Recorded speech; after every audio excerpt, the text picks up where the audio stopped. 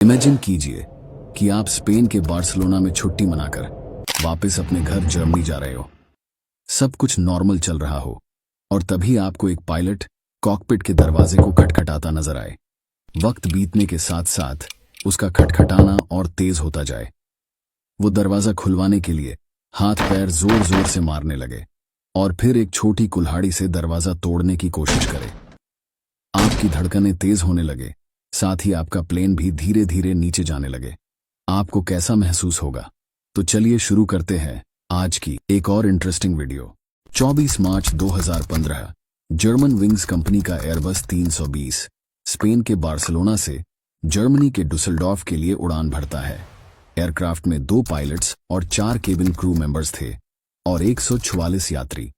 इस फ्लाइट का कैप्शन था 34 साल का पैट्रिक सोंडेनहाइमर, जो एक जर्मन नागरिक था जिसके पास लगभग 6000 फ्लाइट आवर्स का एक्सपीरियंस था। इसमें 3812 घंटे एयरबस 320 के ही थे।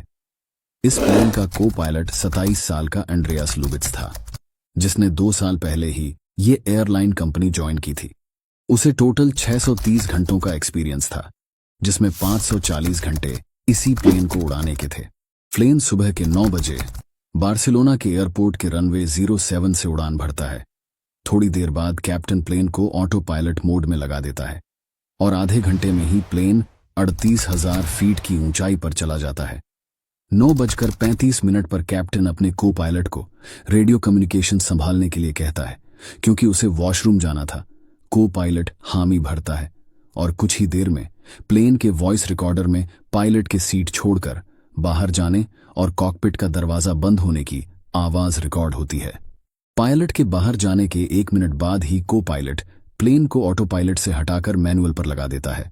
उसके बाद एल्टीट्यूड 38,000 से सिर्फ 100 पर सिलेक्ट कर दिया जाता है और ऑटो थ्रस्ट मोड को आइडल पर सेट कर दिया गया, जिससे दोनों इंजन्स की स्पीड कम हो जाती है और प्लेन धीरे धीरे नीचे जाने लगता है। इसके 2 मिनट बाद एंड्रियास स्पीड मैनेजमेंट को मैनेज मोड से हटाकर सिलेक्टेड मोड पर लगा देता है। इसका मतलब ये था कि अब पायलट खुद प्लेन की स्पीड सेट कर सकता था। अब प्लेन 273 नॉट्स की बजाय सेट की गई 308 नॉट्स की स्पीड पर नीचे जाने लगता है।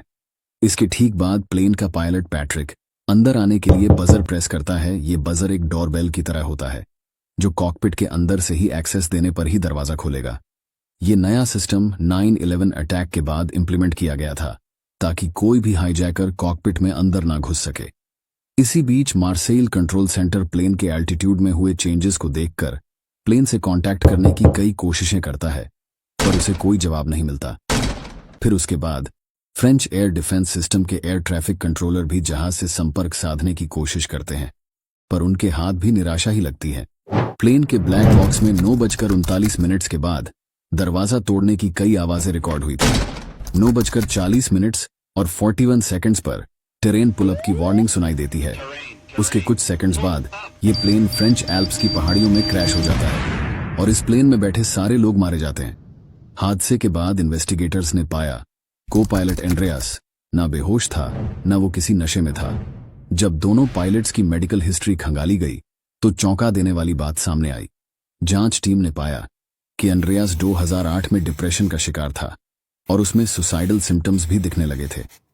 इसी वजह से उसे हॉस्पिटलाइज्ड भी किया था, जहां उसका इलाज चला था और करीब 1.5 साल तक उसने डिप्रेशन की दवाइयां भी खाई थीं। पर बाद में उसकी हालत में सुधार को देखकर डॉक्टर्स ने उसे रिमिशन पर घोषित कर दिया। उसके कुछ महीने बाद उसका स्टूडेंट पायलट का लाइसेंस इस शर्त पर रिस्टोर कर दिया गया कि अगर उसके सिम्टम्स फिर से वापस दिखे तो उसे फ्लाई करने से रोक दिया जाएगा। उसके बाद उसकी फ्लाइट ट्रेनिंग जब तक चलती रही जब तक वो एक मुसीबत में नहीं फंस गया।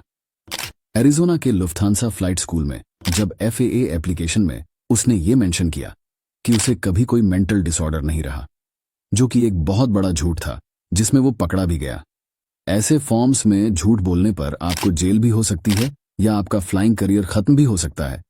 पर उसकी किस्मत ने उसका साथ दिया और FAA ने उसे दूसरा मौका दे दिया और उसने अपना पुराना पास्ट एक्सेप्ट कर लिया। उसे एरिज़ोना भेज दिया गया। 2013 में उसने जर्मन विंग्स नाम की कंपनी ज्वाइन की, जो लुफ्थांसा की ही एक लो बजट एयरलाइंस थी। उसके 1 साल बाद एंड्रियास का डिप्रेशन दोबारा वापस आ गया उसे दिन में अजीब तरह की रोशनी तो कभी आंखों के आगे उड़ते कीड़े नजर आने लगे थे। उसे लग रहा था मानो वो अंधा हो रहा हो।